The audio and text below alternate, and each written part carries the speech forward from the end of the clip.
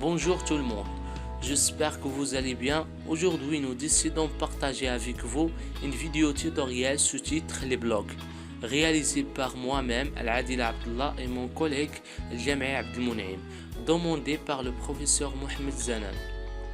Tout d'abord, on va commencer par distinguer le plan de notre vidéo. Donc, notre vidéo sera divisée par deux parties.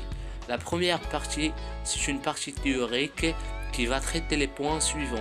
C'est quoi un blog, les types de blogs professionnels. Et après, dans la deuxième partie qui sera pratique, on va voir comment pratiquement créer un blog. Maintenant, on va passer à la définition d'un blog.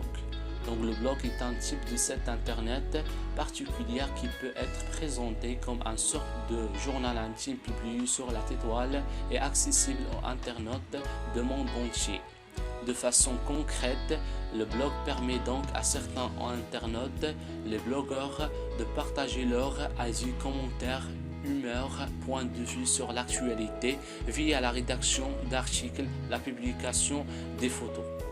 Depuis son apparition, les blogs sont largement démocratisés et se déclinent aujourd'hui sous de nombreuses formes. Certains ressemblent à de véritables sites internet avec une rigueur professionnelle, tandis que d'autres relèvent davantage de la simple envie de partager son existence sur le web en utilisant un autre moyen que Facebook et d'autres réseaux sociaux.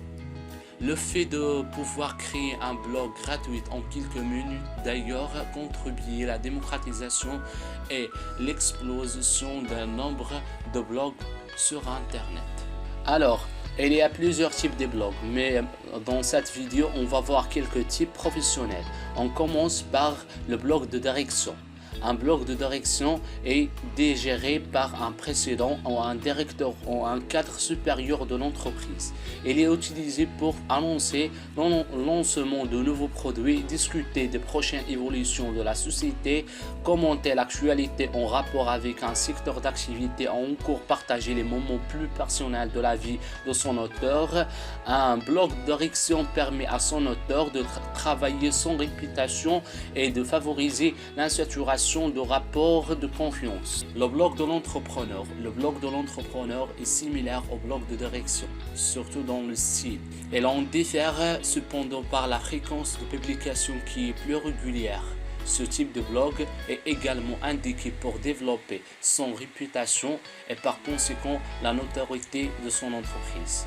Les sujets variant en fonction de l'auteur. En règle générale, on retrouve toujours des annonces sur les événements plus importants de l'entreprise ou de l'entrepreneur, des avis sur l'actualité de son entreprise auxquels peuvent s'ajouter des conseils pour devenir entrepreneur, des ressources pour augmenter la productivité de l'entreprise. Le blog de l'entreprise est un outil collaboratif qui donne la parole à plusieurs employés dans le domaine d'expertise peut être très varié et jouissant d'une grande liberté quant aux sujets abordés qui concernent aussi bien le lancement de nouveaux produits au service de la célébration de l'anniversaire d'employés. Le blog de l'entreprise est un concept dont la popularité se développe rapidement car il est flexible, riche de par ses thématiques différentes et allège la charge de travail de chacune. Et elle peut se révéler être un atout majeur pour une entreprise lorsque ses acteurs maîtrisent une thématique selon la perspective différente mais complémentaire. Le blog de l'expert. Le blog de l'expert a pour objectif de partager les connaissances d'un seul employé de l'entreprise reconnu par son savoir et ses compétences d'analyse afin de créer un service d'information à haute valeur ajoutée pour ses clients. Il crée ainsi une véritable communauté autour de lui et peut connaître exactement quelles sont les attentes d'un membre qui la constitue. Le blog spécialisé est un site multi-auteur appartenant à la même entreprise qui traite d'une thématique, d'un produit ou d'un service. Lorsque le blog est concentré sur une thématique, il donne l'opportunité à une entreprise de créer un échange avec des clients en fonction de ce qui est important pour eux et demeure donc très ciblé. Un blog produit annoncera le lancement de nouveaux produits et témoignera des résultats obtenus lors de son utilisation par les acheteurs. Un blog service est prolongement d'un service existant dans l'entreprise. On va terminer par le blog industrie. Le blog d'industrie est spécialisé sur une thématique mais est rédigé par plusieurs contributeurs qui n'appartiennent pas à la même structure. Employés de l'entreprise, distinctes, freelanciers, journalistes. Elle présente les actualités d'un secteur et propose des analyses. Elle peut devenir une référence en fonction de la fréquence de mise à jour et la qualité des intervenants. Ce qui le distingue d'un blog spécialisé d'entreprise et qui n'offre pas directement des services ou des produits destinés à une large audience. Son modèle économique est basé sur celui d'un site d'actualité traditionnel revenus publicitaires.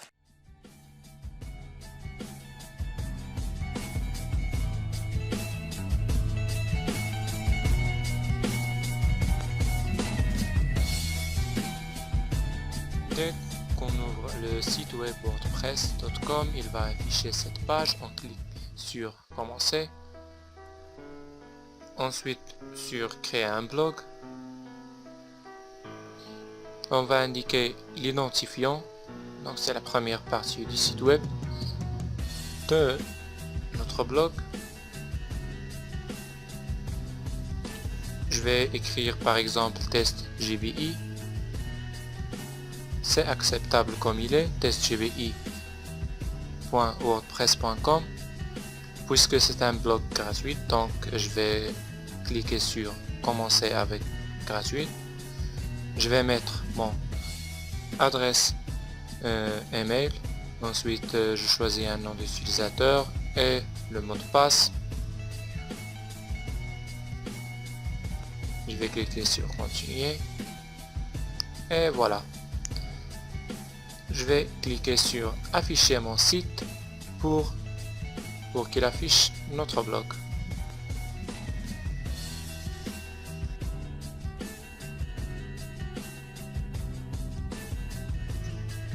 Pour confirmer mon blog, je clique sur le message et je clique sur confirmer maintenant.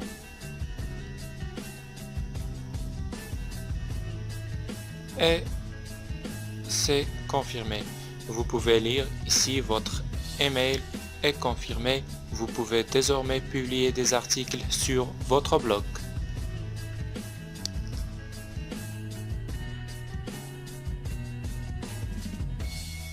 Personnaliser le thème. Pour personnaliser mon thème, je clique sur mon site, sur thème personnalisé. Il me donne en premier identité du site. Je dois choisir un logo. Si j'ai bien sûr, je l'ai pas, donc je passe. Titre du site, GBI par exemple. Et c'est là pour afficher ou cacher le titre. Vous pouvez choisir des images ou des icônes pour votre blog.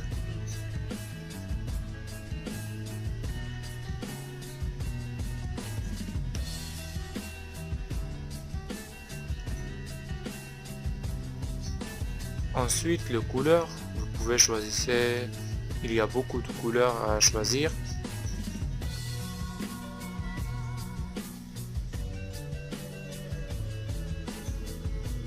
Aussi la police, l'écriture, l'image de l'entête. Vous pouvez choisir une image parmi les disponibles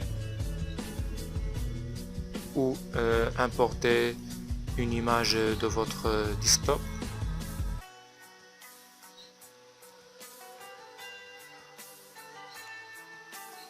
option de contenu. Cette rubrique est importante. Il a affiché sur les articles d'individus, affiché la date, affiché les catégories et tous les détails concernant votre blog. Vous pouvez les lire ici tous et choisir ce que vous voulez afficher ou pas.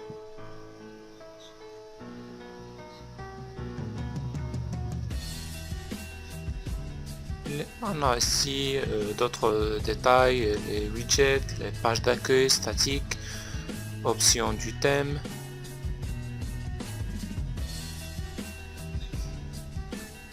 Et voilà mon blog. Et là, on a les différents appareils pour afficher votre blog, bureau, l'ordinateur, tablette ou téléphone. Et vous pouvez cliquer là-dessus pour savoir comment l'utilisateur ou le visiteur voit votre blog.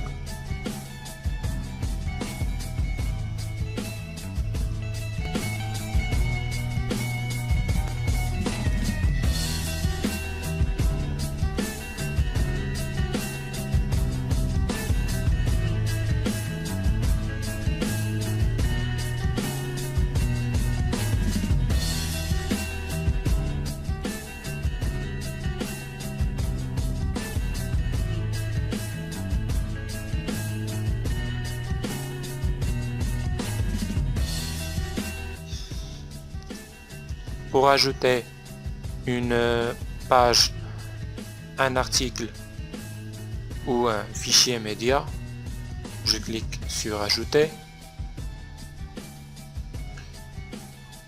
Il me demande d'indiquer le titre, bien sûr avec tous les mises en texte disponibles là-dessus, vous pouvez les essayer, et le lien de la page que je voulais ajouter. Ce côté est important. Ici il y a l'état, publier immédiatement, aujourd'hui, ou je peux le changer, choisir un autre date. Public, ça veut dire est-ce que tout le monde peut voir ma page? Non.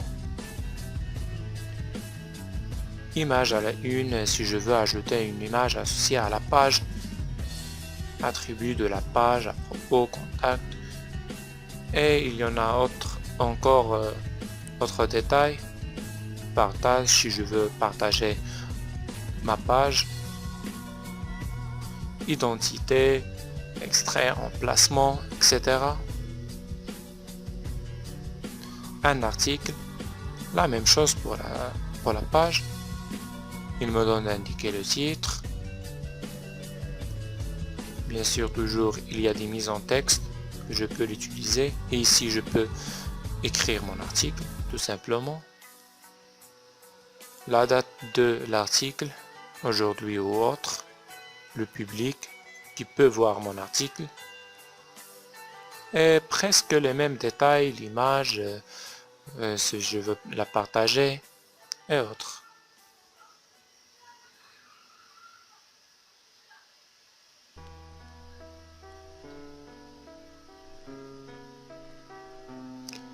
Fichier média.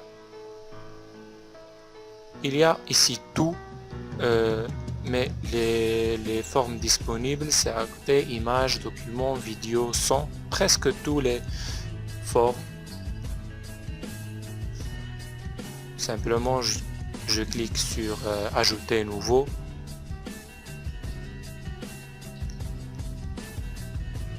Commentaires. Ici, s'il y a des commentaires et des commentaires en attend ou approuvés ou des commentaires indésirables, ça affiche ici.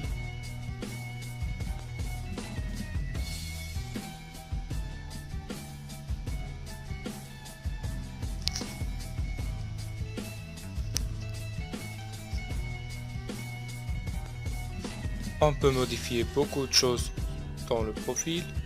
On clique sur ce icône profil.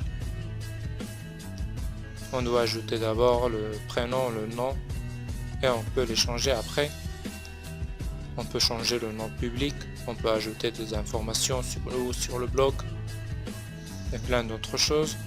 Paramètres du compte, on peut changer l'identifiant, l'adresse email, le site principal. On peut changer aussi l'adresse web, la langue, et on peut activer le traducteur si on veut, bien sûr.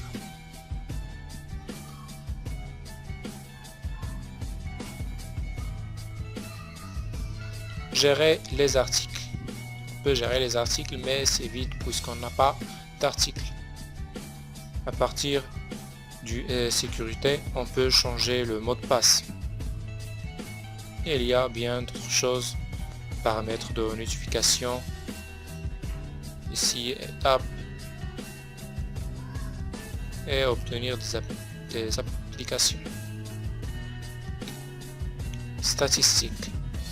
Ça nous donne beaucoup d'informations sur le nombre de vues, le nombre de visiteurs, les j'aime, les commentaires et bien plus de détails, les pays des visiteurs, par exemple les termes de recherche, l'auteur, les clics, les vidéos aussi.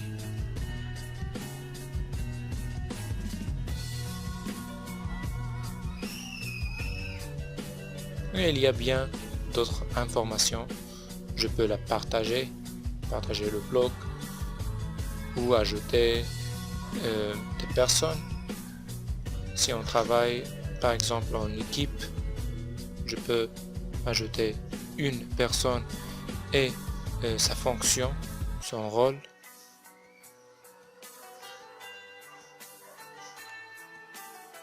Et un message personnalisé. Extension, c'est des applications à la une, le réglage et le domaine. Je peux ajouter un domaine payant. Dans réglage, je peux modifier autre chose sur le blog même, par exemple le titre du site, l'image, l'icône que j'ai choisi,